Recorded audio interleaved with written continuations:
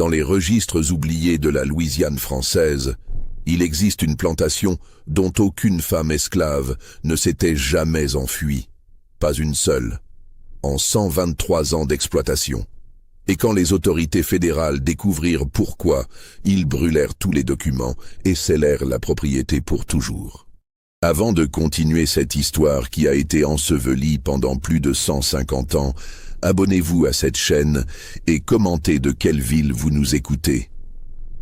Ce que vous allez entendre défie l'imagination, mais repose sur des archives que certains auraient préféré voir disparaître à jamais. Les terres s'étendaient sur plus de 1200 hectares le long du fleuve, dans une région que les cartes officielles désignaient simplement comme le district de Sainte-Hélène, entre Bâton Rouge et la Nouvelle-Orléans. L'air y était lourd, saturé d'humidité et du parfum écœurant des magnolias qui poussaient en bordure des champs de canne à sucre. C'était une de ces propriétés que les voyageurs traversaient sans s'arrêter, dont les limites semblaient s'étendre au-delà de ce que l'œil pouvait percevoir, et dont le nom n'apparaissait jamais dans les conversations polies des salons de la Nouvelle-Orléans. La famille Beaumont avait acquis ces terres en 1722, peu après que la Compagnie du Mississippi eut commencé à importer massivement des esclaves africains pour cultiver l'indigo, puis le coton et enfin la canne à sucre. Contrairement aux autres plantations de la région, celle des Beaumont ne portait pas de nom romantique, évoquant des fleurs ou des arbres majestueux. Sur les rares documents officiels qui la mentionnaient, elle était simplement désignée par les initiales B.P. pour Beaumont propriété. La demeure principale se dressait au sommet d'une légère élévation, entourée de chênes centenaires dont les branches tordues projetaient des ombres inquiétantes sur la façade blanche. C'était une construction à 2 étages dans le style créole, avec une large galerie qui courait tout autour de la maison, soutenue par des colonnes de bois peint. Mais ce qui frappait les rares visiteurs, c'était le silence qui régnait autour de cette bâtisse. Même les oiseaux semblaient éviter de se poser dans les arbres du parc. Les quartiers des esclaves s'alignaient à l'est de la propriété, une série de longues cabanes en bois brut, construites avec plus de soin que sur les plantations voisines. Elles étaient propres, relativement bien entretenues, et chacune disposait d'un petit jardin où les familles pouvaient cultiver des légumes. Cette particularité avait d'ailleurs alimenté une certaine réputation chez les Beaumont, celle de maîtres relativement cléments, presque bienveillants selon les standards de l'époque. Une réputation qui, comme nous allons le découvrir, servait à masquer une réalité d'une noirceur insondable. Au début du XIXe siècle, alors que les tensions montaient dans tout le sud concernant l'abolition de l'esclavage, la plantation Beaumont comptait près de 340 esclaves, un nombre impressionnant pour une seule propriété. Et parmi eux, 187 femmes. Des femmes de tous âges, de toutes origines africaines, créoles, certaines métisses. Ce qui intriguait les observateurs extérieurs, notamment les inspecteurs occasionnels et les négociants en visite, c'était le ratio inhabituellement élevé de femmes par rapport aux hommes. Sur la plupart des plantations, les proportions étaient inversées, les travaux des champs nécessitant une main-d'œuvre masculine importante. Mais plus troublant encore était un fait statistique qui, à l'époque, passait presque inaperçu dans les conversations, mais qui laissait perplexes les quelques personnes qui s'y intéressaient de près. Aucune femme esclave de la plantation Beaumont ne s'était jamais enfuie. Pas une seule tentative d'évasion féminine n'avait été enregistrée dans les livres de comptes. Les hommes, oui, de temps à autre. 1 ou 2 par an, généralement rattrapés et punis selon les méthodes brutales de l'époque. Mais les femmes, jamais. Elles restaient, elles travaillaient, elles donnaient naissance à des enfants avec une régularité mathématique, et elles ne protestaient jamais. Cette docilité exceptionnelle était présentée par Édouard Beaumont, le maître de la plantation dans les années 1830, comme le résultat d'un traitement humain et d'une organisation rationnelle du travail. Lors d'un dîner à la Nouvelle-Orléans en 1834, il avait même déclaré devant une assemblée de planteurs Le secret d'une plantation prospère n'est pas dans la brutalité, messieurs, mais dans la compréhension de la nature humaine et dans la création de conditions qui rendent l'idée même de fuite non seulement difficile, mais psychologiquement impensable. Ces mots avaient été accueillis avec un mélange de scepticisme et d'admiration. Certains y voyaient une forme de progressisme, d'autres une naïveté dangereuse. Mais les chiffres parlaient d'eux-mêmes. La plantation Beaumont était l'une des plus rentables de toute la Louisiane, produisant des quantités phénoménales de sucre avec une main-d'œuvre qui semblait remarquablement stable et productive. La routine quotidienne suivait un rythme immuable. Au lever du soleil, les esclaves se rendaient aux champs sous la supervision des contremaîtres, eux-mêmes des hommes libres de couleur qui semblaient jouir d'une position particulière au sein de la hiérarchie de la plantation. Le travail était dur, certes, mais pas plus qu'ailleurs. Les rations alimentaires étaient correctes, suffisantes pour maintenir la force de travail en bonne santé. Les punitions corporelles existaient, mais elles étaient appliquées avec une modération inhabituelle pour l'époque. Ce qui rendait la plantation Beaumont vraiment différente, c'était une série de bâtiments annexes situés derrière la demeure principale, partiellement dissimulés par un bosquet de cyprès et de magnolias. Il y avait là une infirmerie, beaucoup plus grande et mieux équipée que nécessaire pour une simple plantation. Il y avait aussi ce que les Beaumont appelaient la maison des mères, un long bâtiment en briques rouges avec des fenêtres étroites, munies de barreaux discrets que l'on aurait pu confondre avec des éléments décoratifs. C'était là, expliquait-on aux visiteurs curieux, que l'on prenait soin des femmes enceintes et de celles qui venaient d'accoucher, leur offrant du repos et des conditions optimales pour la santé de leurs enfants. Cette sollicitude semblait louable, presque éclairée pour l'époque. Et effectivement, la mortalité infantile sur la plantation Beaumont était remarquablement basse comparée aux autres propriétés. Les femmes donnaient naissance à des enfants en bonne santé, qui grandissaient pour devenir à leur tour une main-d'œuvre productive. Un cycle parfaitement huilé qui générait des profits constants. Mais ce que personne ne voyait, ce que les visiteurs ne remarquaient pas lors de leurs brèves inspections, c'était l'existence d'une autre structure, une structure souterraine, un réseau de caves et de couloirs qui s'étendait sous la maison des mères, accessible uniquement par une porte dérobée, dissimulée dans la réserve principale de la demeure des Beaumont. Une porte que seul le maître et ses fils aînés possédèrent la clé. Une porte qui menait à un complexe dont l'existence même défiait toute humanité. Les années passaient, rythmées par les saisons de plantation et de récolte. Les générations se succédaient. Édouard Beaumont transmit la propriété à son fils Alexandre en 1843, qui la transmit à son tour à son fils Jules en 1868. Et pendant tout ce temps, la plantation prospérait, sa réputation de modèle d'efficacité et de gestion rationnelle se propageait, tandis que sous la terre, dans les profondeurs secrètes de la maison des mères, se perpétuait un système dont la découverte éventuelle allait secouer les fondements même de ce que l'humanité pouvait concevoir comme cruauté.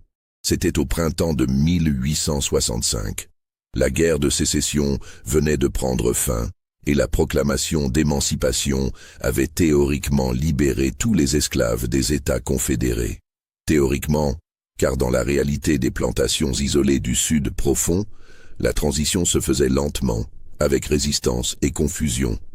De nombreux maîtres refusaient de reconnaître l'autorité fédérale, d'autres tentaient de négocier des arrangements avec leurs anciens esclaves, les transformant en métayers dans des conditions à peine meilleures que la servitude.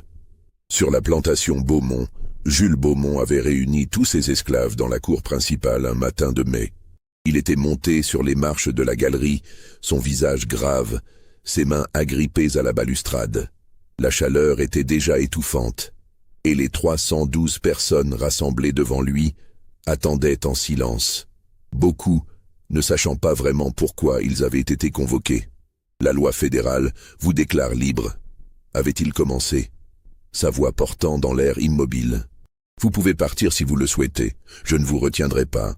Mais je vous offre également la possibilité de rester, de travailler pour des salaires, de continuer à vivre dans vos maisons. Réfléchissez bien. Dehors, vous ne trouverez rien. Ici, vous avez une vie, un toit, de la nourriture. Les réactions avaient été mitigées. Certains hommes, particulièrement les plus jeunes et les plus téméraires, avaient quitté la plantation dès le lendemain. D'autres, les plus âgés ou ceux qui avaient des familles nombreuses, avaient choisi de rester, acceptant les contrats de métayage proposés par Beaumont.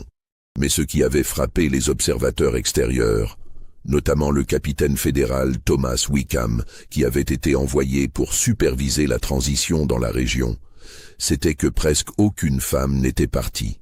Sur les 173 femmes adultes présentes sur la plantation à cette époque, seulement 11 avaient quitté les lieux dans les 6 mois suivant l'émancipation. Les autres étaient restés, reprenant leur travail avec la même régularité qu'auparavant, acceptant les contrats dérisoires qui leur étaient proposés, continuant à vivre dans les mêmes cabanes, à suivre les mêmes routines. Le capitaine Wickham avait trouvé cela étrange. Lors de sa deuxième visite à la plantation, en août 1865, il avait tenté d'interroger quelques femmes, cherchant à comprendre pourquoi elles ne saisissaient pas leur liberté nouvellement acquise. Leurs réponses avaient été évasives, presque mécaniques.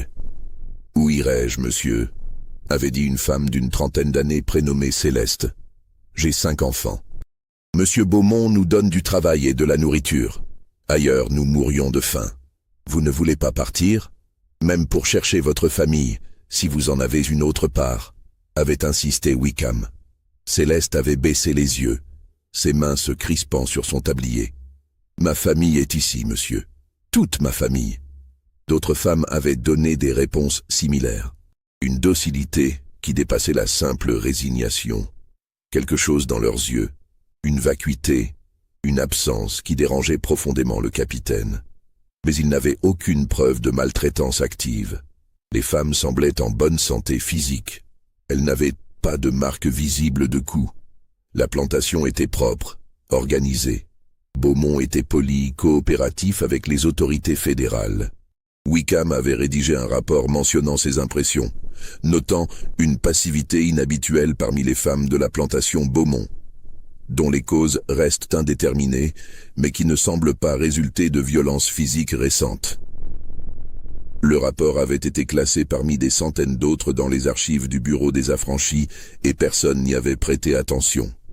Mais ce que Wickham ne pouvait pas savoir, ce qu'aucun observateur extérieur ne pouvait deviner, c'était que sous la maison des mères, dans les profondeurs souterraines de la plantation, le système continuait de fonctionner exactement comme avant. Car la liberté proclamée par une loi fédérale n'avait aucun sens pour des femmes qui avaient été brisées d'une manière que peu de gens pouvaient imaginer. Des femmes dont l'identité même, la volonté, la capacité de concevoir un avenir différent avaient été méthodiquement détruites, génération après génération, dans ce lieu où la cruauté avait été transformée en méthode scientifique. Le premier indice que quelque chose de profondément anormal se passait à la plantation Beaumont n'émergea que 3 ans plus tard, en 1868, et il vint d'une source inattendue, une sage-femme métisse nommée Adélaïde Fortier. Adélaïde n'était pas originaire de la plantation. Elle vivait à la Nouvelle-Orléans où elle exerçait son métier depuis plus de 20 ans, jouissant d'une excellente réputation parmi les familles créoles. En juillet 1868, elle avait été appelée en urgence à la plantation Beaumont pour assister à un accouchement difficile. La sage-femme habituelle de la propriété était elle-même malade et Jules Beaumont, inquiet pour la vie d'une de ses employées enceintes, avait fait chercher Adélaïde. Le voyage avait duré une journée entière. Quand Adélaïde était arrivée à la plantation, la nuit tombait. On l'avait conduite directement à la maison des mères, un bâtiment qu'elle avait trouvé étrangement silencieux malgré le nombre de femmes qui y résidaient. Une vingtaine au moins, toutes à différents stades de grossesse. La femme en travail s'appelait Rosalie. Elle avait environ 22 ans et c'était son 4e enfant. Le travail avait commencé depuis plus de 30 heures et l'enfant était mal positionné. Adélaïde avait travaillé toute la nuit, luttant pour sauver à la fois la mère et l'enfant. À l'aube, elle avait finalement réussi à faire naître un garçon en bonne santé, et Rosalie, bien qu'épuisée et affaiblie, semblait hors de danger. C'était pendant les heures qui avaient suivi alors qu'Adélaïde attendait de s'assurer que Rosalie était stable avant de repartir, qu'elle avait commencé à remarquer des détails troublants. D'abord, il y avait le silence. Dans une maison remplie de femmes enceintes et de jeunes mères avec des nouveau-nés, on aurait dû entendre des conversations, des rires, des pleurs d'enfants. Mais il n'y avait presque rien. Les femmes se déplaçaient comme des ombres, parlant à voix basse, évitant le regard d'Adélaïde. Les bébés eux-mêmes semblaient anormalement calmes. Ensuite, il y avait l'organisation même du bâtiment. Adélaïde avait assisté à des centaines d'accouchements, dans toutes sortes d'environnements. Mais jamais elle n'avait vu une structure comme celle-ci. Les chambres étaient petites, presque des cellules, chacune contenant simplement un lit étroit, une table de nuit et une bassine. Pas de décoration, pas d'objets personnels, rien qui aurait pu donner un caractère individuel à ces espaces. C'était d'une propreté clinique, presque hospitalière, mais avec quelque chose d'oppressant dans cette uniformité. Et puis, il y avait eu cet incident. Alors qu'Adélaïde explorait discrètement le bâtiment, cherchant des provisions supplémentaires pour soigner Rosalie, elle s'était retrouvée devant une porte fermée à clé au fond d'un couloir. Une porte massive, en bois épais, avec une serrure imposante. Intriguée, elle avait essayé de regarder par le trou de la serrure, mais il faisait trop sombre de l'autre côté pour distinguer quoi que ce soit. « Vous ne devriez pas être ici !» La voix l'avait fait sursauter. Elle s'était retournée pour voir une femme d'une 50aine d'années, au visage sévère, qui la regardait avec une expression indéchiffrable. C'était Mathilde, la surveillante principale de la maison des mères, une femme de couleur libre qui travaillait pour les Beaumont depuis plus de 30 ans. « Je cherchais simplement du linge propre », avait expliqué Adélaïde, sentant qu'elle devait justifier sa présence. « Le linge est dans la pièce du bas. Cette porte mène aux anciennes caves de stockage. Elles sont condamnées depuis longtemps. Dangereuses. Des problèmes d'humidité et de structure. Monsieur Beaumont les fait surveiller pour s'assurer que personne n'y entre. » L'explication était plausible, mais quelque chose dans le ton de Mathilde, dans la rigidité de son corps, dans la manière dont ses yeux ne sciaient pas, avait mis Adélaïde mal à l'aise. Elle avait hoché la tête et était retournée auprès de Rosalie, mais l'incident l'avait troublée. Plus tard dans la journée, alors qu'elle changeait les bandages de Rosalie, Adélaïde avait tenté d'engager la conversation avec la jeune mère. « C'est votre 4e enfant, m'a-t-on dit. Vous devez être fière. » Rosalie avait hoché la tête mécaniquement, sans sourire. Son regard était vide, fixé sur le plafond. « Où sont vos autres enfants? J'aimerais les voir, si c'est possible. »« Comme ils travaillent au champ, » avait répondu Rosalie d'une voix monocorde. « Je les vois le soir. »« Même les plus jeunes ?»« Le plus jeune a 3 ans. Il apprend à travailler avec les autres enfants. » Quelque chose dans cette réponse avait glacé Adélaïde. Un enfant de 3 ans au champ? Elle allait poser une autre question quand Mathilde était réapparue, informant Adélaïde que M. Beaumont souhaitait la remercier personnellement avant son départ. Jules Beaumont l'avait reçue dans son bureau, une pièce somptueuse remplie de livres et de documents. Il avait été extrêmement courtois, la remerciant pour son travail, lui tendant une bourse contenant le double de la somme convenue. « Votre discrétion et votre professionnalisme sont appréciés, mademoiselle Fortier. J'espère que nous pourrons faire appel à vos services de nouveau, si le besoin s'en fait sentir. » Adélaïde avait accepté l'argent, mais elle avait quitté la plantation avec un sentiment de malaise qu'elle ne parvenait pas à définir. Quelque chose n'allait pas. Quelque chose de fondamentalement anormal se passait dans ce lieu, mais elle n'avait aucune preuve, aucun élément concret à signaler.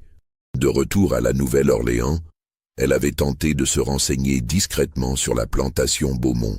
Elle avait parlé à d'autres sages-femmes, à des médecins, à des personnes qui connaissaient la région.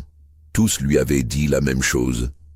Les Beaumont étaient une famille respectée, leur plantation était prospère, ils traitaient leurs employés correctement selon les standards de l'époque. Personne ne voyait rien d'inhabituel. Adélaïde avait fini par se convaincre qu'elle avait peut-être imaginé des choses, que son malaise était le résultat de la fatigue et de la tension de l'accouchement difficile. Elle avait rangé l'incident dans un coin de sa mémoire et avait continué sa vie. Mais parfois, la nuit, elle se réveillait en pensant à cette porte verrouillée au fond du couloir, à ce silence oppressant dans la maison des mères, au regard vide de Rosalie, et elle se demandait ce qui se cachait vraiment derrière les murs propres et bien entretenus de la plantation Beaumont. Les années qui suivirent la visite d'Adélaïde Fortier furent marquées par une étrange stabilité à la plantation Beaumont. Tandis que le Sud reconstruit peinait à se relever des ruines de la guerre, que les anciennes structures de pouvoir s'effondraient et se reconfiguraient, que la violence entre les anciens confédérés et les affranchis faisait rage dans toute la région, la plantation Beaumont semblait exister dans une bulle temporelle, imperméable au chaos environnant. Jules Beaumont avait adapté son entreprise aux nouvelles réalités légales avec une remarquable efficacité. Les contrats de métaillage qu'il proposait étaient rédigés dans un langage complexe, truffé de clauses qui piégeaient les signataires dans un cycle de dettes perpétuelles. Les salaires étaient compensés par des charges pour le logement, la nourriture, l'usage des outils, les soins médicaux. En pratique, les anciens esclaves devenus métayers se retrouvaient dans une situation à peine différente de celle qu'ils avaient connue avant l'émancipation. Sauf que maintenant leur servitude était sanctionnée par des documents légaux qu'ils ne comprenaient pas et ne savaient pas lire. Mais le plus remarquable restait toujours cette absence totale de départ féminin. Entre 1865 et 1880, pas une seule femme n'avait quitté la plantation de manière définitive. Quelques hommes partaient encore, de temps en temps, tentant leur chance ailleurs, ou fuyant les conditions oppressives. Mais les femmes restaient, toutes, avec leurs enfants. Cette anomalie statistique aurait dû attirer l'attention. Elle aurait dû déclencher des enquêtes, susciter des questions. Mais dans le chaos de la reconstruction, avec les violences du Ku Klux Klan, les luttes politiques entre républicains radicaux et démocrates rédempteurs, les scandales de corruption, personne ne prêtait attention à une petite plantation isolée où tout semblait fonctionner correctement. Les autorités fédérales qui auraient pu intervenir étaient débordées, sous-financées et souvent corrompues. Les quelques inspecteurs qui visitaient la plantation Beaumont voyaient ce que Jules voulait qu'ils voient. Des champs bien entretenus, des travailleurs en bonne santé apparente, des contrats en règle, des registres impeccables. Ils ne posaient pas de questions sur la maison des mères. Ils ne remarquaient pas que certaines femmes disparaissaient de la circulation pendant des mois avant de réapparaître, le ventre gonflé. Ils ne comptaient pas le nombre anormalement élevé de naissances. En 1874, un jeune journaliste de la Nouvelle-Orléans nommé Henri Lavigne avait commencé à s'intéresser aux conditions de travail sur les plantations de la région. Il préparait une série d'articles sur le système de métaillage, documentant les abus et les pratiques exploitatives qui maintenaient les affranchis dans une pauvreté perpétuelle. Dans le cadre de ses recherches, il avait visité plusieurs propriétés, interrogé des dizaines de travailleurs, consulté des registres publics. C'était en analysant les statistiques démographiques qu'il avait repéré l'anomalie de la plantation Beaumont. Les chiffres étaient étranges, presque impossibles. Le taux de natalité était extraordinairement élevé, bien au-dessus de toutes les autres plantations de la région. Le ratio femmes-hommes était également inhabituel, et surtout, ce zéro absolu dans les départs féminins. Intrigué, Lavigne avait demandé une autorisation pour visiter la plantation Beaumont. Jules Beaumont avait accepté avec une cordialité surprenante, invitant même le journaliste à rester plusieurs jours pour avoir une vision complète des opérations. Lavigne avait passé 3 jours sur la propriété en septembre 1874. Il avait visité les champs, observé le travail, interrogé des métayers, examiné les contrats et les registres que Beaumont lui avait volontiers présentés. Tout semblait en ordre. Certes, les conditions de travail étaient dures, mais pas plus qu'ailleurs. Les salaires étaient bas, mais conformes aux standards de la région. Les dettes s'accumulaient, mais c'était le cas dans tout le système de métaillage du Sud. Cependant, Lavigne avait lui aussi remarqué cette étrange passivité chez les femmes.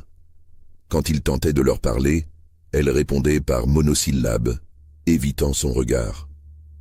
Elle semblait nerveuse, presque effrayée, bien que Lavigne ne puisse identifier de quoi exactement. Il avait demandé à visiter la maison des mères, mais Beaumont avait poliment décliné, expliquant que les femmes enceintes avaient besoin de tranquillité et que la présence d'un homme étranger pourrait les perturber. Vous comprenez, monsieur Lavigne, nous prenons très au sérieux le bien-être de nos employées enceintes. C'est précisément cette attention qui explique notre faible taux de mortalité infantile et maternelle. La maison des mères est un sanctuaire de paix et de sécurité. J'ai établi des règles strictes pour préserver cet environnement. L'explication était raisonnable. Lavigne n'avait pas insisté. Il était reparti avec des notes détaillées, des chiffres précis et une impression générale que, malgré quelques éléments troublants, la plantation Beaumont n'était pas significativement pire que les autres propriétés qu'il avait visitées. Son article, publié en octobre 1874 dans le Times-Picayune, mentionnait brièvement la plantation Beaumont comme exemple d'une exploitation utilisant le système de métaillage de manière organisée et rentable, bien que moralement discutable comme toutes les pratiques similaires. Ce que Lavigne ne savait pas, ce qu'il n'avait aucun moyen de découvrir lors de sa brève visite, c'était que pendant tout le temps qu'il avait passé sur la plantation, 14 femmes étaient enfermées dans les caves souterraines.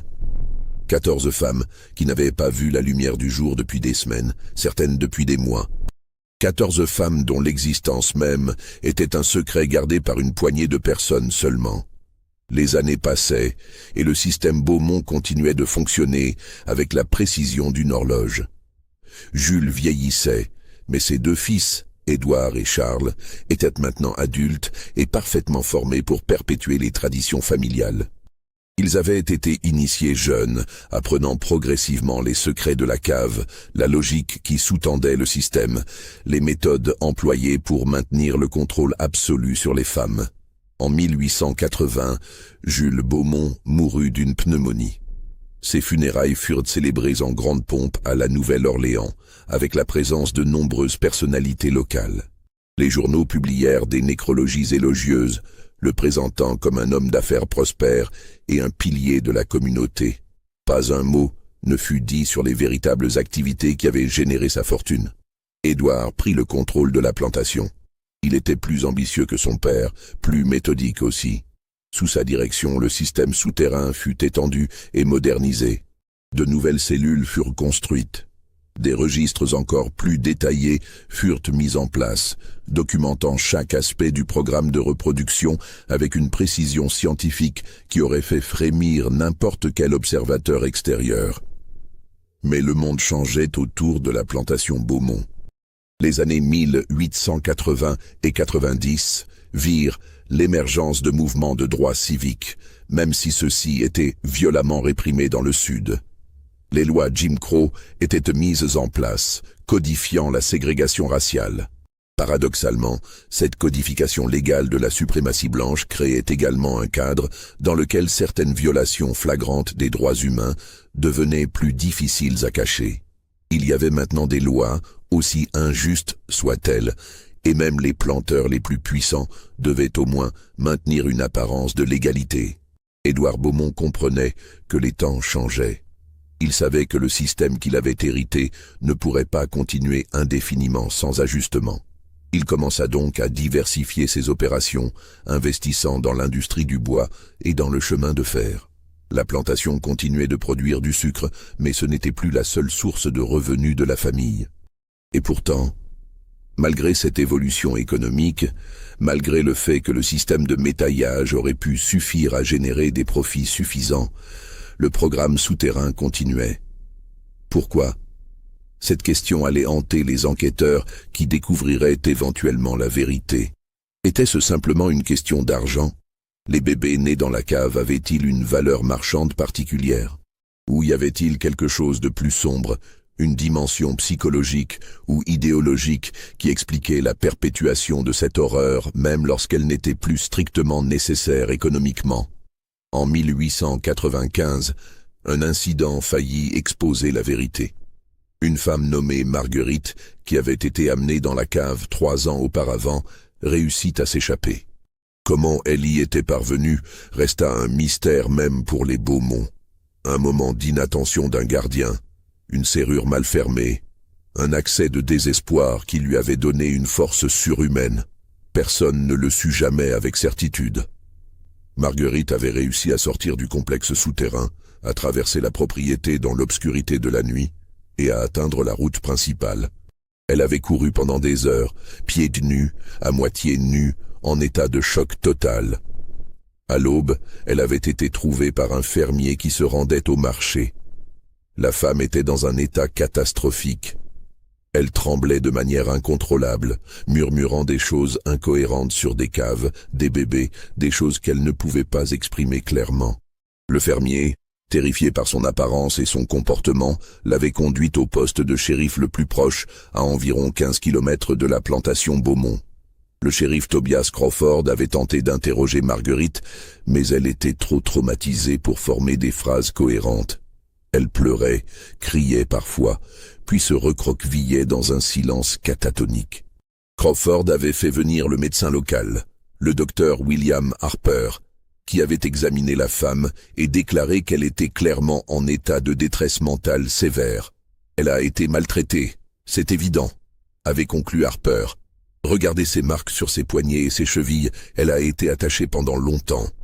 Et son état mental suggère un traumatisme profond. Crawford avait commencé à enquêter, essayant de déterminer d'où venait cette femme. Marguerite portait une robe simple qui, après examen, semblait être du type utilisé sur les plantations. Crawford avait contacté les propriétés voisines, demandant si quelqu'un ne reconnaissait pas cette femme. C'était Édouard Beaumont lui-même qui avait fini par se présenter au bureau du shérif, 3 jours après la découverte de Marguerite.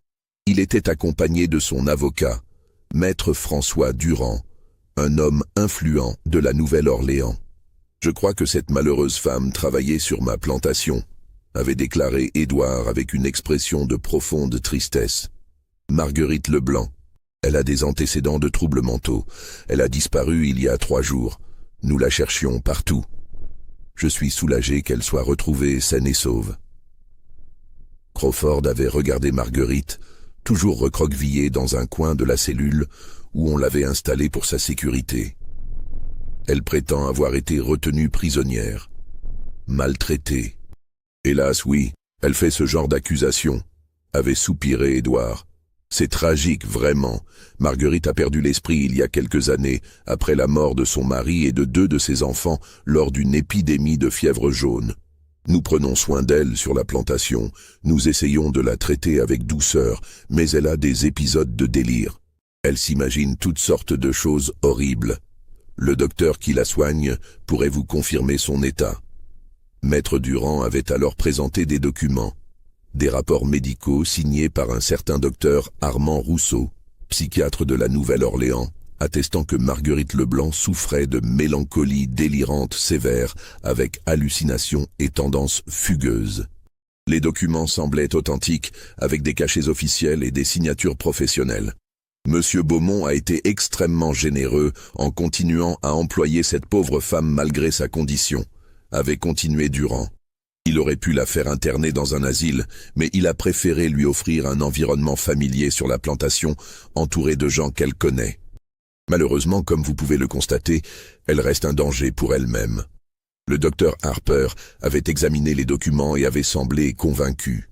Cela expliquerait son état.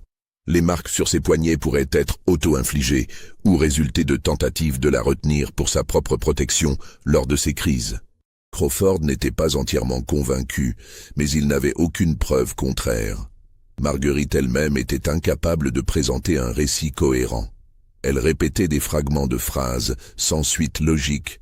Les bébés, sous la terre, elles ne peuvent pas partir, je ne peux pas. Rien qui puisse constituer une accusation claire. Je serais heureux de la reprendre sous ma responsabilité, avait proposé Édouard, avec l'engagement de renforcer sa surveillance pour éviter qu'elle ne se mette de nouveau en danger. Après une journée de réflexion, Crawford avait accepté. Marguerite avait été rendue à Édouard Beaumont. Elle n'avait plus jamais été vue. Quand, des années plus tard, quelqu'un posa des questions sur elle, on dit qu'elle était morte de pneumonie quelques mois après son retour à la plantation. Aucun certificat de décès ne fut jamais produit. L'incident avait cependant secoué Édouard. Pour la première fois, le système avait failli être exposé. Il avait tenu uniquement grâce à la préparation minutieuse, les faux documents médicaux, l'avocat prêt à intervenir, les connexions avec les autorités locales. Mais cela avait été trop proche, trop risqué. Édouard avait réagi en renforçant encore davantage la sécurité du complexe souterrain. Les serrures furent remplacées par des modèles plus solides. Le nombre de gardiens fut augmenté. Et surtout, les femmes détenues dans la cave furent soumises à un régime encore plus strict de contrôle psychologique, conçu pour briser toute volonté de résistance ou de fuite. Les années continuèrent de passer. Le 19e siècle touchait à sa fin. Le 20e siècle approchait, apportant avec lui de nouvelles technologies, de nouvelles idées, de nouveaux mouvements sociaux. Mais dans les profondeurs de la plantation Beaumont, sous la terre humide de la Louisiane, le temps semblait s'être arrêté. Le système continuait, immuable, imperméable, au progrès du monde extérieur. L'année 1912 marqua un tournant subtil mais significatif dans l'histoire de la plantation Beaumont. Édouard Beaumont, maintenant âgé de 58 ans, commençait à ressentir le poids des décennies passées à maintenir le secret le plus sombre de sa famille. Ses cheveux avaient blanchi, son dos s'était courbé, et parfois, la nuit, il se réveillait en sueur, hanté par des images qu'il refusait d'examiner de trop près pendant ses heures de veille. Son fils aîné, Philippe, avait maintenant 32 ans et était pleinement intégré dans les opérations de la plantation. Contrairement à son père et à son grand-père, Philippe avait fait des études à l'université de Virginie, où il avait étudié l'agriculture moderne et la gestion d'entreprises. Il apportait à la plantation une approche plus scientifique, plus rationnelle. C'était lui qui avait insisté pour moderniser les techniques de culture, introduire de nouvelles machines, diversifier encore davantage les investissements de la famille. Mais Philippe avait également hérité du secret familial, et contrairement à ses prédécesseurs, il commençait à remettre en question sa nécessité. Non pas pour des raisons morales. Philippe avait été élevé dans un système de valeurs qui déshumanisait complètement les personnes noires, les réduisant à de simples ressources économiques, mais pour des raisons pratiques et légales. « Père », avait-il dit lors d'une conversation privée dans le bureau d'Édouard en mars 1912, « le monde change, les lois évoluent, la surveillance augmente. Ce système que nous maintenons, il représente un risque considérable pour la famille. Les profits qu'il génère ne justifient plus ce risque. » Édouard avait regardé son fils avec un mélange de colère et de résignation. Ce système, comme tu l'appelles, a été la fondation de la prospérité de notre famille pendant presque 200 ans. Ton arrière-arrière-grand-père l'a établi. Chaque génération l'a perfectionné. Nous ne pouvons pas simplement l'abandonner. Mais nous le pouvons, avait insisté Philippe. Nos autres investissements rapportent suffisamment. La plantation elle-même, gérée normalement, est rentable. Nous n'avons plus besoin de la cave. Le mot avait été prononcé à voix basse, presque un murmure. Dans la famille Beaumont, on évitait autant que possible de parler explicitement de ce qui se passait sous la maison des mères. C'était un non-dit, une réalité qui existait mais ne devait jamais être clairement nommée. « Tu ne comprends pas », avait répondu Édouard après un long silence. Il ne s'agit pas seulement d'argent, il s'agit de contrôle, de pouvoir, de maintenir l'ordre. Si nous laissons ces femmes libres, elles parleront, elles témoigneront, tout s'effondrera. Elles ont été conditionnées pendant des générations, elles ne parleront pas. Et même si certaines le faisaient, qui les croirait? Cette conversation resta sans conclusion, mais elle marqua le début d'une tension croissante entre père et fils. Philippe commença à réduire progressivement sa participation aux opérations de la cave, déléguant ses responsabilités à son frère cadet, Antoine, qui était moins troublé par les implications morales ou légales du système familial. C'était également en 1912 qu'une nouvelle figure entra dans l'orbite de la plantation Beaumont. Clara Pemberton, une infirmière et réformatrice sociale de Boston qui avait voyagé dans le Sud pour documenter les conditions de vie des Afro-Américains dans les régions rurales. Clara faisait partie d'un réseau de progressistes nordistes qui cherchaient à exposer les abus du système Jim Crow et à promouvoir l'éducation et les droits civiques. Clara était arrivée en Louisiane en avril 1912, armée de carnets, d'un appareil photographique et d'une détermination inébranlable. Elle visitait des écoles, des églises, des communautés, interrogeant les gens, prenant des notes, photographiant les conditions de vie. Son intention était de produire un rapport complet qui serait présenté aux organisations de réforme du Nord. Inévitablement, ses recherches l'amenèrent à entendre parler de la plantation Beaumont. Ce qui attira son attention n'était pas les abus, elle en documentait quotidiennement sur d'autres propriétés, mais justement l'absence apparente de problèmes majeurs. La plantation Beaumont avait une réputation de stabilité, presque d'harmonie. Pas de violence rapportée, pas de scandale, pas de fuite d'esclaves pendant l'ère de l'esclavage, pas de départ massif après l'émancipation. C'est trop parfait, avait confié Clara à son collègue, le révérend Samuel Johnston, pasteur d'une église afro-américaine de Bâton Rouge.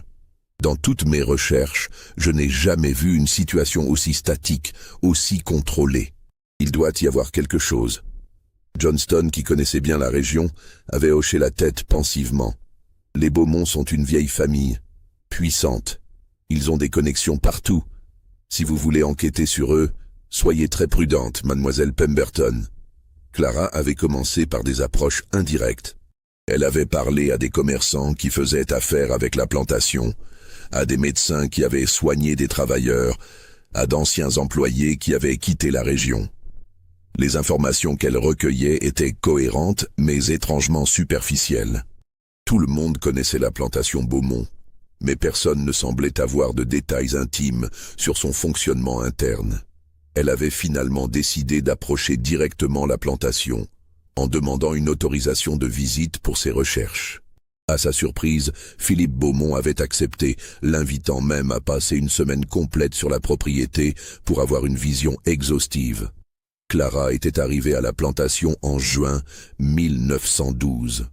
Philippe l'avait accueillie personnellement, se montrant courtois et ouvert. « Nous n'avons rien à cacher, mademoiselle Pemberton. Je suis moi-même favorable à une évolution progressive vers de meilleures conditions de travail. Vous êtes libre d'explorer, de poser des questions, de parler à qui vous voulez. » Cette ouverture même avait rendu Clara méfiante. Dans son expérience, les planteurs qui acceptaient si facilement l'inspection extérieure avaient généralement quelque chose de bien préparé, une façade soigneusement construite. Elle avait passé les premiers jours à observer les opérations quotidiennes, à interviewer des travailleurs, à examiner les conditions de logement. Tout semblait raisonnablement correct selon les standards déplorables de l'époque. Les gens étaient pauvres, exploités, mais pas plus que sur d'autres propriétés. Il n'y avait pas de signes évidents de violence ou de maltraitance extrême. Mais Clara remarquait les mêmes détails troublants que les visiteurs précédents. Le silence étrange des femmes, leur réticence à parler, le regard absent dans leurs yeux. Elle avait tenté d'engager des conversations privées avec plusieurs d'entre elles, mais elles se dérobaient, offrant des réponses évasives avant de trouver une excuse pour partir. C'était lors de sa 4e journée qu'elle avait rencontré une femme nommée Thérèse, âgée d'environ 45 ans, qui travaillait dans les cuisines de la demeure principale. Thérèse était née sur la plantation, fille d'esclave, et avait passé toute sa vie là. Contrairement aux autres femmes, elle semblait avoir une certaine volonté de parler, peut-être parce que son âge et sa position, relativement privilégiée, lui donnaient un sentiment de sécurité. « Vous voulez savoir la vérité sur cet endroit ?»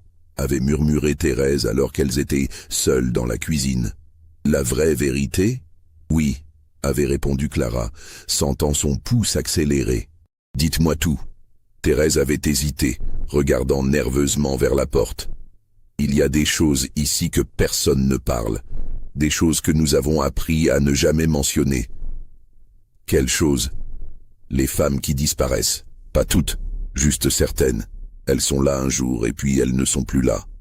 On nous dit qu'elles sont à la maison des mères, qu'elles vont avoir des bébés. Mais parfois, elles ne reviennent jamais. Ou quand elles reviennent, elles sont différentes, brisées. Brisées comment? Leurs yeux sont morts. Elles ne parlent presque plus. Elles font leur travail comme des machines. Et elles ont toujours des bébés. Beaucoup de bébés. Clara avait noté ces informations, son esprit travaillant rapidement. Cette maison des mères, vous pouvez me dire où elle se trouve exactement? Thérèse avait donné des indications vagues. Derrière la grande maison passaient les magnolias, mais vous ne pourrez pas y entrer. Personne n'entre là sans permission de M. Beaumont. Cette nuit-là, Clara n'avait pas pu dormir. Elle tournait et retournait les informations dans sa tête. Des femmes qui disparaissaient, des femmes brisées, une maison interdite. Tout cela composait un tableau inquiétant, mais elle n'avait pas de preuves concrètes. Juste des murmures, des impressions, des absences qui pouvaient avoir des explications innocentes.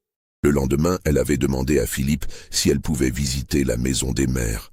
Sa réaction avait été immédiate et catégorique. « Je crains que ce ne soit pas possible, mademoiselle Pemberton.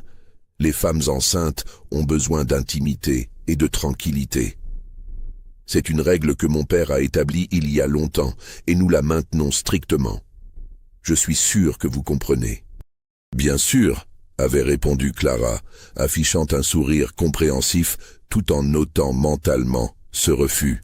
Elle avait essayé une approche différente, demandant à parler spécifiquement à des femmes qui avaient récemment accouché.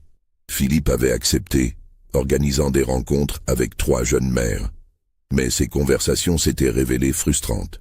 Les femmes répondaient aux questions de Clara avec des phrases courtes et préfabriquées, ne montrant aucune émotion, aucune personnalité. C'était comme parler à des automates.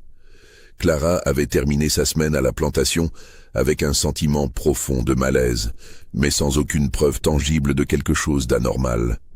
Philippe l'avait raccompagnée personnellement jusqu'à la gare la plus proche, se montrant charmant et prévenant jusqu'au bout. « J'espère que votre visite a été instructive », avait-il dit en lui serrant la main. « Si vous avez d'autres questions, n'hésitez pas à m'écrire. » De retour à Boston, Clara avait rédigé son rapport sur la plantation Beaumont. Elle avait noté les anomalies qu'elle avait observées, le comportement étrange des femmes, la maison des mères interdite, les témoignages vagues de Thérèse, mais elle avait dû conclure qu'elle n'avait pas de preuves suffisantes pour faire des accusations précises. Son rapport mentionnait des éléments troublants qui mériteraient une investigation plus approfondie, mais il n'avait pas suscité beaucoup d'intérêt dans les organisations de réforme, déjà débordées par des cas d'abus flagrants et documentés ailleurs. Clara, cependant, ne put oublier la plantation Beaumont. Elle continua à correspondre avec le révérend Johnston, lui demandant de rester attentif à toute information inhabituelle concernant la propriété. Elle gardait ses notes, ses photographies, persuadée que tôt ou tard, la vérité émergerait. Et elle avait raison. Mais cela prendrait encore plus de 3 décennies. Si vous avez des frissons, laissez un like et dites-moi dans les commentaires ce que vous pensez qu'il se passait vraiment dans cette maison des mères. Les années entre 1912 et 1945 furent marquées par des changements profonds dans le monde, mais la plantation Beaumont semblait exister hors du temps. La Première Guerre mondiale vint et passa, emportant des millions de vies en Europe, mais touchant à peine la Louisiane rurale. Les années folles apportèrent une prospérité relative aux villes, mais les campagnes restèrent pauvres et stagnantes. La Grande Dépression frappa durement, mais la plantation Beaumont, grâce à ses investissements diversifiés et à sa main-d'œuvre captive, survécut mieux que beaucoup d'autres propriétés. Philippe Beaumont prit officiellement le contrôle de la plantation en 1923, après la mort de son père Édouard. Il avait maintenant 53 ans et avait consolidé sa position comme l'un des hommes les plus riches de la région. Malgré ses réserves précédentes sur le système de la cave, il n'avait jamais pris de mesures concrètes pour le démanteler. La force de l'habitude, la peur de l'exposition, et peut-être une part de la même cruauté froide qui avait animé ses ancêtres, l'avaient maintenu dans l'inertie. Sous sa direction, le système souterrain fut en fait modernisé. L'électricité y fut installée dans les années 1920. Des systèmes de ventilation améliorés furent ajoutés. Les registres devinrent encore plus détaillés, documentant non seulement les naissances, mais aussi des mesures anthropométriques, des observations sur les traits physiques et mentaux, créant une sorte de base de données eugéniques grotesque.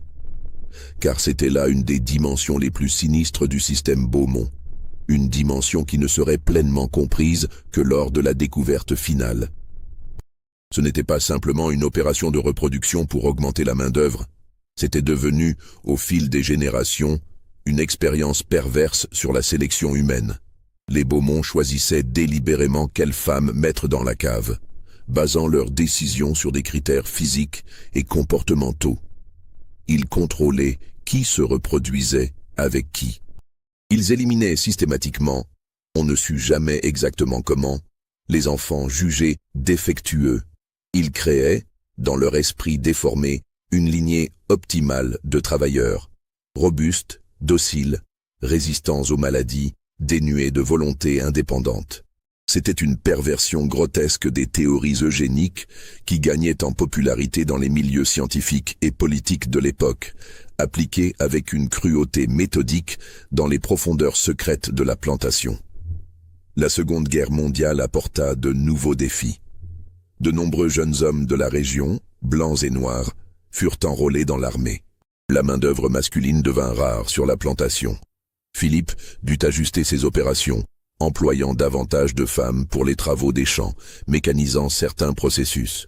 Mais le système de la cave continuait, imperméable aux bouleversements du monde extérieur.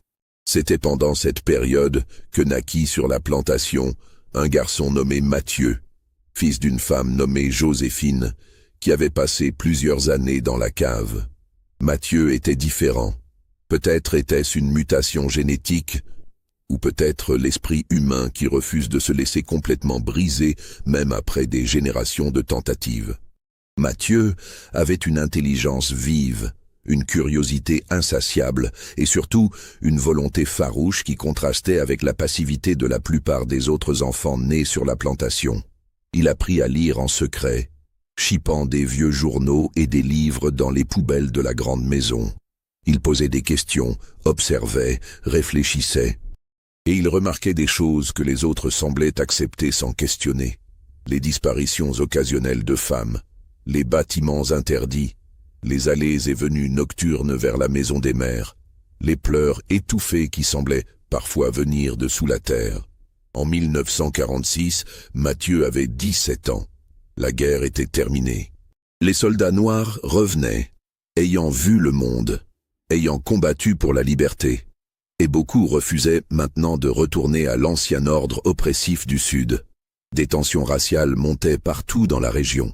Des organisations de droits civiques commençaient à se former, discrètement mais avec détermination. Un soir de juillet, Mathieu fit quelque chose que personne n'avait osé faire depuis l'échappée de Marguerite 50 ans plus tôt. Il décida d'explorer la maison des mères. Il avait observé les routines, noté les moments où la surveillance était la moins stricte. Il avait volé un ensemble de vieux outils dans l'atelier de menuiserie. Il attendit jusqu'à 3 heures du matin, quand même les gardiens les plus vigilants commençaient à succomber à la fatigue. Il se glissa dans l'ombre des magnolias, contourna le bâtiment principal de la maison des mères et se dirigea vers l'arrière, où il avait remarqué une petite fenêtre au niveau du sol, à demi cachée par des buissons. La fenêtre était barrée mais vieille et les fixations avaient rouillé. Avec patience et précaution, Mathieu parvint à déloger les barres. Il se glissa à l'intérieur, se retrouvant dans une cave sombre et humide qui sentait la moisissure et quelque chose d'autre, une odeur organique qu'il ne pouvait identifier. Il avait apporté une petite lampe à huile volée qu'il alluma maintenant en réduisant la flamme au minimum. La faible lumière révéla un couloir étroit qui s'enfonçait dans les profondeurs. Les murs étaient en pierre brute, le plafond bas. Mathieu dut se courber pour avancer. Le couloir menait à une porte en bois massif. Mathieu essaya de l'ouvrir, mais elle était fermée à clé. Il examina la serrure, essaya ses outils improvisés, mais sans succès. Frustré, il allait renoncer quand il entendit un son, un gémissement faible, à peine audible, qui semblait venir de derrière la porte. « Il y a quelqu'un » murmura-t-il. Le silence. Puis, après un long moment, une voix de femme rauque comme si elle n'avait pas été utilisée depuis longtemps. « Qui es-tu » ? « Je m'appelle Mathieu, je travaille sur la plantation. Vous êtes enfermé ici ?» Un rire amer, presque un sanglot. « Enfermé ? Oui. Comme toutes les autres. » « Toutes les autres. Combien êtes-vous ?»« Je ne sais pas. 10, 15. Je ne les vois pas toutes. On nous garde séparés. » Le cœur de Mathieu battait violemment. « Qu'est-ce qu'ils vous font ?» Un long silence, puis « Des choses terribles. Va-t'en, jeune homme. Si on te trouve ici, tu seras tué. Je vais chercher de l'aide. Il n'y a pas d'aide. Personne ne nous croit. Personne ne nous croira. Va-t'en, s'il te plaît. » Mathieu voulait rester, voulait forcer la porte, libérer cette femme. Mais il entendit des pas au-dessus de sa tête. Quelqu'un se déplaçait dans la maison des mères. Paniqué, il éteignit sa lampe et rebroussa chemin aussi silencieusement que possible. Il réussit à sortir par la fenêtre, à remettre maladroitement les barres en place et à s'enfuir dans la nuit. De retour dans sa cabane, tremblant de peur et d'adrénaline, Mathieu réfléchit à ce qu'il devait faire. Il savait maintenant qu'il y avait quelque chose de monstrueux sous la maison des mères, des femmes retenues contre leur volonté, subissant des horreurs qu'il ne pouvait qu'imaginer. Mais qui pourrait-il en parler? Qui le croirait? Et surtout, qui aurait le pouvoir et la volonté de défier les Beaumont? Mathieu passa les jours suivants dans un état de confusion mentale intense. Ce qu'il avait découvert était trop énorme, trop horrible pour qu'il puisse simplement l'ignorer. Mais il était également paralysé par la peur et le sentiment d'impuissance. Il n'était qu'un jeune homme noir dans le sud profond de l'après-guerre, sur une plantation contrôlée par une des familles les plus puissantes de la région. Qui écouterait ces accusations? Il décida finalement de parler au révérend Johnston, le même pasteur qui avait aidé Clara Pemberton des décennies plus tôt. Johnston était maintenant un homme âgé, dans sa soixantaine, mais toujours actif dans sa communauté et respecté, même par certains blancs modérés. Si quelqu'un pouvait l'aider, c'était lui. Mathieu trouva une excuse pour se rendre à Bâton Rouge. Il devait livrer des marchandises pour la plantation et se présenta à l'église de Johnston. Le vieux révérend le reçut dans son bureau, un petit espace encombré de livres et de documents. « Révérend, » commença Mathieu, sa voix tremblante, « j'ai découvert quelque chose de terrible à la plantation Beaumont. Des femmes sont enfermées sous la maison des mères. Je les ai entendues. Elles sont prisonnières. » Johnston écouta attentivement, pendant que Mathieu racontait son exploration nocturne. Quand le jeune homme eut terminé, le révérend resta silencieux un long moment, les doigts entrecroisés, le regard perdu dans le vague. « Ce n'est pas la première fois que j'entends des rumeurs sur cet endroit, » dit-il finalement. « Il y a des années, une femme du Nord, une réformatrice nommée Clara Pemberton, m'avait parlé de ses suspicions sur la plantation. Mais elle n'avait jamais pu trouver de preuves. « Ce que j'ai vu, ce que j'ai entendu, c'est une preuve, » insista Mathieu. « Peut-être, mais ce sera ta parole contre celle des Beaumont. Et nous savons tous comment cela se terminera. Alors on ne fait rien, on les laisse continuer à torturer ces femmes. » Johnston soupira profondément. « Je ne dis pas qu'on ne fait rien, mais nous devons être intelligents. Si nous accusons les Beaumont sans preuves solides, ils nous détruiront et les femmes enfermées ne seront jamais libérées. Pire, ils pourraient les éliminer pour effacer les preuves. Alors que faisons-nous? Nous devons documenter, collecter des témoignages, trouver des alliés qui ont du pouvoir. Ce sera long, peut-être des années. Mais si nous voulons vraiment les arrêter, c'est la seule voie. » Mathieu était frustré par cette approche prudente, mais il comprenait la logique. Johnston lui conseilla de retourner à la plantation, de ne rien faire qui puisse éveiller les soupçons, mais de rester attentif et de noter tout ce qu'il observait d'inhabituel. De retour à la plantation, Mathieu essaya de suivre ses conseils. Mais il découvrit rapidement qu'il avait commis une erreur en parlant à Johnston. Le monde des plantations du Sud était petit, et les informations circulaient de manière mystérieuse. Une semaine après sa visite à Bâton Rouge, Mathieu fut convoqué dans le bureau de Philippe Beaumont. Philippe était maintenant un homme de 76 ans, mais son esprit restait vif et son regard pénétrant. Il observa Mathieu pendant un long moment avant de parler. « On me dit que tu poses des questions, que tu explores des endroits où tu ne devrais pas être. Est-ce vrai ?» Mathieu sentit son sang se glacer. « Non, monsieur. Je fais juste mon travail. » « Tu as été vu près de la maison des mères il y a une semaine. La nuit.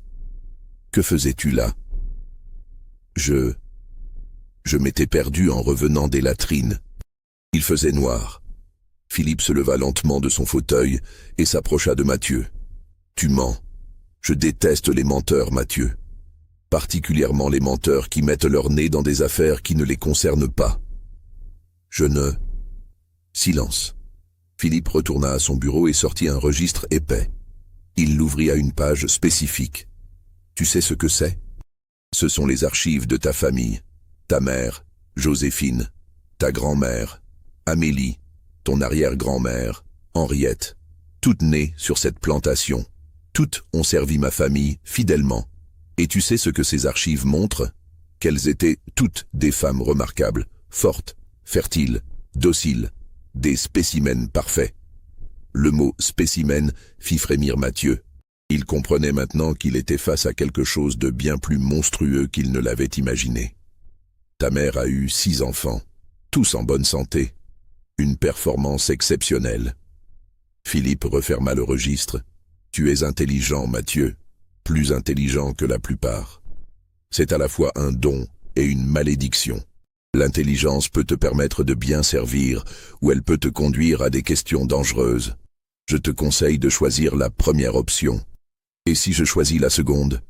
Philippe sourit, mais c'était un sourire froid, sans aucune chaleur. « Alors tu découvriras que les gens qui posent trop de questions sur cette plantation ont tendance à avoir des accidents. Des accidents tragiques mais parfaitement explicables.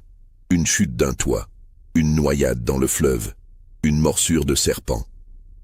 La vie est dangereuse dans le Sud, Mathieu, particulièrement pour les gens imprudents. » Le message était clair. Mathieu fut renvoyé, mais il savait qu'il était maintenant sous surveillance. Chaque mouvement qu'il ferait serait observé. Il ne pourrait plus explorer, ne pourrait plus fouiner sans risquer sa vie. Les semaines suivantes furent une torture pour Mathieu.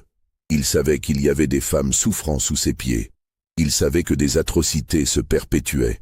Mais il était impuissant.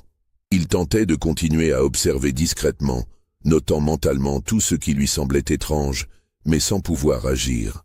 Et puis, en septembre 1946, quelque chose se produisit qui allait changer le cours des événements.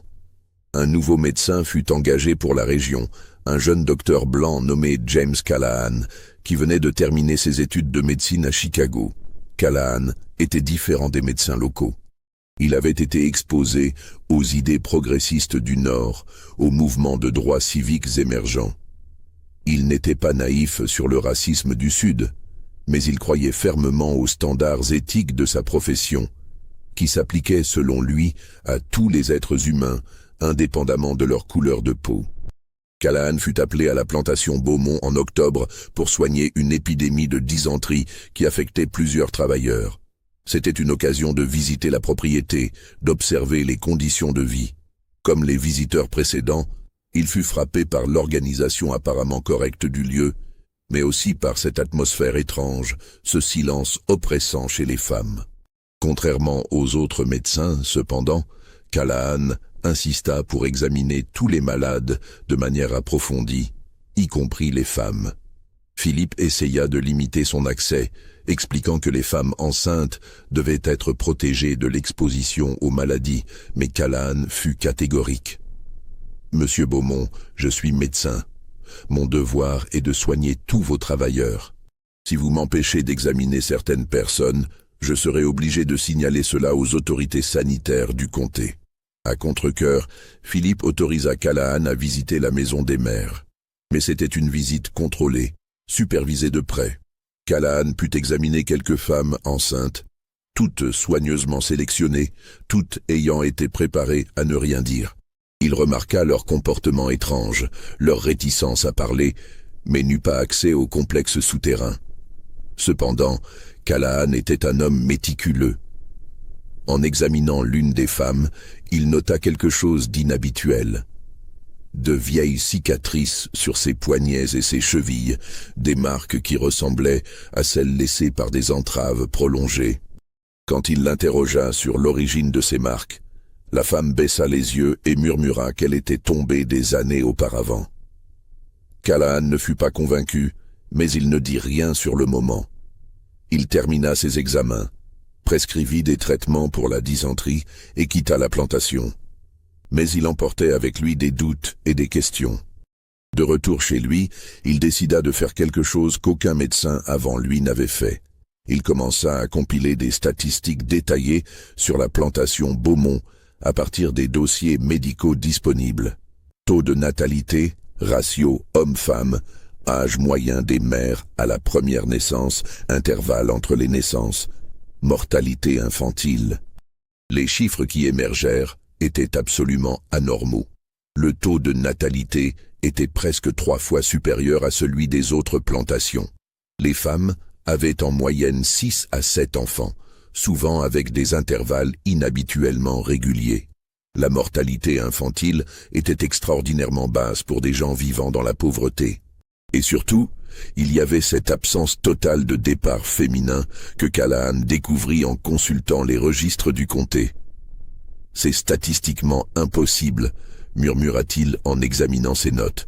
« À moins que… » Il ne terminait pas sa phrase, mais l'implication était claire.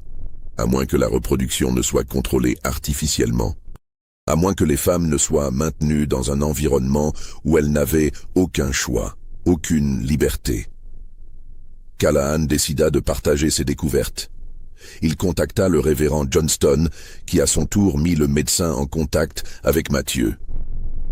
Les 3 hommes se rencontrèrent secrètement dans l'église, tard un soir de novembre. « Nous avons tous les éléments d'une affaire solide », déclara Callahan après avoir partagé ses statistiques. Des anomalies démographiques flagrantes, le témoignage de Mathieu sur les femmes enfermées, des observations médicales suspectes. Il est temps de contacter les autorités fédérales. Les autorités locales sont dans la poche des Beaumont, prévint Johnston. Nous devons aller plus haut, au niveau de l'État ou même fédéral. C'était une décision risquée. S'ils dénonçaient les Beaumont et que l'investigation n'aboutissait à rien, leur vie serait en danger. Mais ils avaient aussi le sentiment qu'ils n'avaient pas le choix moral. Callahan rédigea un rapport médical détaillé, documentant ses observations et ses statistiques. Mathieu écrivit un témoignage décrivant ce qu'il avait vu et entendu. Johnston ajouta un contexte historique, mentionnant les suspicions de Clara Pemberton et d'autres incidents troublants qu'il avait collectés au fil des années. Le paquet de documents fut envoyé en décembre 1946 à 2 destinations. Le bureau du procureur général de Louisiane et le bureau du FBI à la Nouvelle-Orléans. Puis ils attendirent, espérant une réponse, priant pour que leur dénonciation ne se perde pas dans la bureaucratie ou ne soit pas étouffée par les connexions politiques des Beaumont. La réponse arriva en mars 1947, mais pas de la manière attendue. Ce ne furent pas des agents fédéraux qui se présentèrent, ni des représentants du procureur général. Ce fut le shérif du comté, accompagné de 2 adjoints, qui arrêta Mathieu sous des accusations de vol et de destruction de propriétés appartenant à la plantation Beaumont.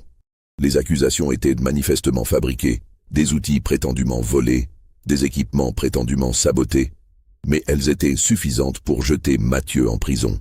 Le message était clair, les Beaumont avaient été informés de la dénonciation et utilisaient leur influence pour neutraliser les accusateurs.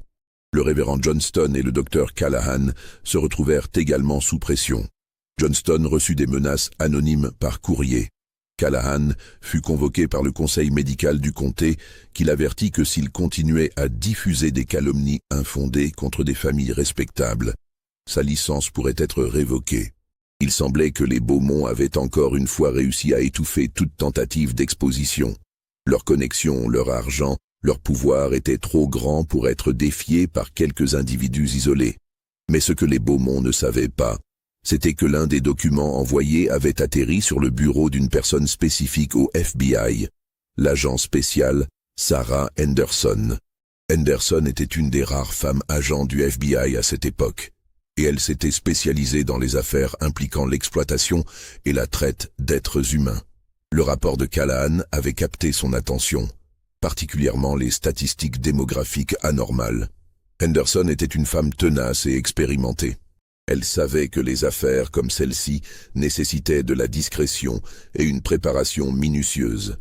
Elle ne contacta pas les autorités locales. Elle ne prévint pas le bureau de la Nouvelle-Orléans, où elle savait que des fuites étaient possibles. Au lieu de cela, elle commença une investigation discrète, collectant des informations de sources multiples, construisant un dossier sans alerter quiconque. Elle découvrit que Clara Pemberton, la réformatrice qui avait visité la plantation en 1912, était toujours vivante, retraitée mais lucide à 79 ans, vivant dans un hospice à Boston. Henderson lui rendit visite, et Pemberton partagea toutes ses notes et photographies de la visite, ainsi que sa correspondance avec Johnston. Henderson retrouva également d'anciens travailleurs de la plantation qui avaient quitté la région et qui, maintenant qu'ils étaient loin et protégés, acceptèrent de parler. Leurs témoignages confirmaient tous les mêmes éléments. Les disparitions de femmes, la maison des mères interdite, les comportements étranges, le taux de natalité anormal. Pendant 6 mois, Henderson construisit son dossier méthodiquement. En septembre 1947, elle estima qu'elle avait suffisamment de preuves pour obtenir un mandat de perquisition fédérale. Mais elle savait que les Beaumont avaient des connexions partout. Un mandat normal passerait par les canaux habituels et serait probablement divulgué, donnant aux Beaumont le temps de détruire les preuves. Henderson prit donc une décision audacieuse. Elle contacta directement son supérieur à Washington, contournant toute la chaîne de commandement régionale. Elle présenta son dossier, expliqua la nécessité d'une action immédiate et secrète. Son supérieur, impressionné par la minutie de son travail et alarmé par les implications de l'affaire, autorisa une opération spéciale. Le matin du 15 octobre 1947, un convoi de véhicules fédéraux arriva sans préavis à la plantation Beaumont. Henderson dirigeait une équipe de 12 agents du FBI, accompagnés de 2 médecins légistes et d'un photographe officiel. Ils avaient un mandat de perquisition signé par un juge fédéral de Washington, immunisé contre toute influence locale. Philippe Beaumont fut totalement pris au dépourvu. Il tenta d'abord de refuser l'entrée, brandissant des menaces légales, contactant ses avocats. Mais Henderson fut implacable. « Monsieur Beaumont, nous avons l'autorité légale pour perquisitionner cette propriété. Toute obstruction sera considérée comme une entrave à la justice fédérale. Je vous conseille de coopérer. » Réalisant qu'il n'avait pas le choix, Philippe autorisa l'accès, mais il essaya de limiter la perquisition aux bâtiments principaux. « Vous ne trouverez rien d'illégal ici. Nous dirigeons une plantation légitime selon les lois de l'État. Nous perquisitionnerons tous les bâtiments de cette propriété, répondit Henderson, y compris la maison des mères. Le visage de Philippe devint livide. Cette structure abrite des femmes enceintes qui ont besoin de repos et d'intimité. Je proteste fermement contre... Votre protestation est notée. Maintenant, donnez-nous la clé. Après un moment de résistance silencieuse, Philippe remit une clé qui donnait accès au bâtiment principal de la maison des mères. Les agents entrèrent, trouvant effectivement plusieurs femmes enceintes dans les chambres du rez-de-chaussée. Elles semblaient en bonne santé physique mais montraient tous les signes psychologiques de traumatisme prolongé. Henderson interrogea les femmes, mais elles donnèrent des réponses évasives, refusant de parler en présence des agents. C'était frustrant, mais Henderson ne se découragea pas. Elle ordonna à son équipe de fouiller le bâtiment de fond en comble. C'était l'agent Thomas Reeves qui découvrit la porte dérobée. Elle était dissimulée derrière une étagère dans une réserve à l'arrière du bâtiment. Reeves remarqua que l'étagère avait des marques d'usure au sol, indiquant qu'elle était régulièrement déplacée. Il appela Henderson. Ensemble, ils déplacèrent l'étagère, révélant une porte métallique épaisse avec une serrure complexe. « Monsieur Beaumont, la clé de cette porte, s'il vous plaît », ordonna Henderson. Philippe était maintenant visiblement paniqué. « Je ne sais pas de quelle porte vous parlez. Cette vieille structure n'est plus utilisée depuis des années. La clé, maintenant, ou mes hommes enfonceront cette porte. » Philippe comprit qu'il était acculé. D'une main tremblante, il sortit une seconde clé de sa poche. Henderson la prit et ouvrit la porte. Ce qu'ils découvrirent au-delà de cette porte allait hanter chacun des agents présents pour le reste de leur vie. Un escalier descendait dans les profondeurs, menant à un complexe souterrain éclairé par des ampoules électriques qui jetaient une lumière jaunâtre et maladive. L'air était vicié, saturé d'odeurs organiques et médicales. Henderson et 4 agents descendirent, leurs armes dégainées, bien qu'ils ne s'attendaient pas à une résistance armée.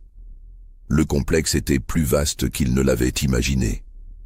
Un long couloir principal avec des portes de chaque côté, comme une prison ou un hôpital. Henderson ouvrit la première porte. À l'intérieur se trouvait une cellule de 3 mètres sur 4. Un lit étroit, une table, une bassine. Et sur le lit, une femme d'environ 25 ans, enceinte, portant une simple robe de coton, qui les regardait avec des yeux écarquillés de terreur et de confusion, comme si elle avait oublié ce qu'était un visage inconnu. « Vous allez bien, madame ?» demanda Henderson doucement. « Nous sommes du FBI.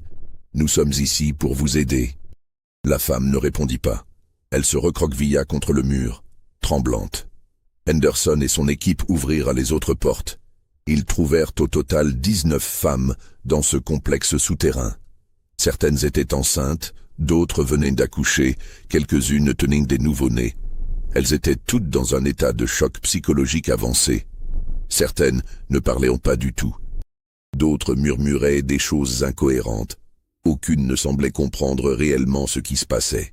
L'équipe découvrit également une salle qui servait manifestement de salle d'accouchement, équipée de matériel médical vieux de plusieurs décennies. Il y avait une autre pièce remplie de registres, des centaines de cahiers documentant des naissances, des mesures physiques, des observations comportementales, remontant sur plus d'un siècle. C'était une archive complète et méticuleuse d'un programme de reproduction humaine forcée qui avait duré 6 générations. Et puis, dans la pièce la plus éloignée au fond du complexe, ils trouvèrent quelque chose qui fit vomir plusieurs des agents. Une petite salle avec des étagères contenant des bocaux. Des bocaux en verre remplis de liquide de préservation. Et à l'intérieur de ces bocaux, des fœtus et des petits corps de nouveau-nés. Des spécimens, comme les aurait appelés Philippe, des enfants jugés défectueux et éliminés à la naissance, puis conservés comme échantillons anatomiques dans cette collection grotesque. Henderson dut sortir du complexe souterrain. Même avec toute son expérience d'agent fédéral, avec toutes les horreurs qu'elle avait vues dans sa carrière, ce qu'elle venait de découvrir dépassait tout ce qu'elle pouvait concevoir. C'était une industrialisation de la cruauté, une rationalisation de l'inhumain qui défait toute compréhension. À la surface, Philippe Beaumont fut immédiatement arrêté, ainsi que son frère Antoine et 3 employés qui servirent de gardiens au complexe souterrain. Les femmes furent transportées dans un hôpital de la Nouvelle-Orléans, où une équipe de médecins et de psychiatres commença le long et difficile processus de les traiter et de recueillir leurs témoignages. La nouvelle de la découverte se répandit comme une traînée de poudre. Les journaux de tout le pays publièrent des articles horrifiés sur la plantation de l'horreur, le cachot de reproduction, le programme d'élevage humain. Le scandale était énorme, dépassant même les affaires de droit civique et de ségrégation qui dominaient l'actualité de l'époque. L'investigation révéla progressivement l'ampleur complète du système Beaumont. Le programme avait commencé en 1723, établi par le fondateur de la dynastie, Armand Beaumont. À l'origine, c'était simplement une méthode pour maximiser la reproduction des esclaves sans avoir à acheter de nouveaux esclaves sur le marché, de plus en plus chers et éventuellement interdits après 1808. Mais au fil des générations, le programme avait évolué. Les Beaumont avaient commencé à sélectionner délibérément les caractéristiques qu'ils recherchaient. Force physique, résistance aux maladies et surtout docilité psychologique. Ils avaient créé des conditions dans le complexe souterrain qui brisaient systématiquement l'esprit des femmes, les réduisant à un état de conformité absolue. Les enfants nés dans ce contexte étaient élevés pour accepter leurs conditions comme naturelles et inévitables. C'était de l'eugénisme appliqué de la manière la plus cruelle, des décennies avant que les nazis ne systématisent des pratiques similaires en Europe. Et cela avait continué pendant plus de 2 siècles, à travers la guerre civile, l'émancipation, la reconstruction, les 2 guerres mondiales, complètement invisibles au monde extérieur. Le procès de Philippe Beaumont et de ses complices commença en avril 1948. C'était un des procès les plus médiatisés de l'histoire de la Louisiane. La défense tenta de plaider que les lois sur l'esclavage avant 1865 rendaient les premières phases du programme légal et que les opérations ultérieures ne constituaient que des violations mineures du Code du travail. Mais la poursuite, dirigée par des procureurs fédéraux, présenta les témoignages des femmes libérées, les registres horrifiants, les photographies du complexe souterrain et les bocaux de spécimens. Philippe Beaumont fut condamné à la prison à perpétuité. Antoine reçut 30 ans. Les gardiens furent condamnés à des peines allant de 10 à 20 ans. Mais pour beaucoup d'observateurs, même ces condamnations semblaient insuffisantes face à l'ampleur des crimes commis. Les conséquences de la découverte de la plantation Beaumont se répercutèrent pendant des décennies. Les 19 femmes libérées du complexe souterrain furent placées dans des institutions spécialisées où elles reçurent des soins médicaux et psychiatriques. Leur rétablissement fut long et incomplet. Plusieurs ne retrouvèrent jamais la capacité de vivre de manière autonome. Quelques-unes se suicidèrent dans les années qui suivirent. D'autres parvinrent à reconstruire une forme de vie, mais elles portèrent toujours les cicatrices psychologiques de leur emprisonnement. Les femmes qui vivaient au-dessus du sol, celles qui avaient été conditionnées par des générations de contrôle, mais n'avaient jamais été physiquement enfermées, eurent un destin également tragique. Beaucoup découvrirent que leur mère, leur grand-mère, leurs arrière-grand-mères avaient toutes passé du temps dans le complexe. Elles comprirent que leur existence même était le résultat d'un programme de reproduction forcée. Cette révélation détruisit le sens d'identité de nombreuses personnes. La plantation Beaumont fut saisie par l'État de Louisiane. Il y eut des débats sur ce qu'il fallait en faire. Certains proposèrent de la transformer en musée ou en mémorial pour que l'horreur ne soit jamais oubliée. D'autres voulaient tout détruire, effacer cette tache de l'histoire. Finalement, un compromis fut trouvé. Les bâtiments principaux furent démolis, mais la maison des mères et son complexe souterrain furent conservés et scellés, transformés en site historique restreint accessible uniquement aux chercheurs avec autorisation spéciale. Les archives, les centaines de cahiers documentant 6 générations de contrôle et d'exploitation, furent saisies et classifiées. Le gouvernement fédéral décida que leur contenu était trop sensible pour être rendu public intégralement. Seuls des résumés académiques furent autorisés et les noms des victimes furent redactés pour protéger leur vie privée et celle de leurs descendants. Mathieu fut libéré de prison immédiatement après les arrestations des Beaumont. Il devint un militant des droits civiques, utilisant son expérience pour sensibiliser aux abus continus dans le Sud.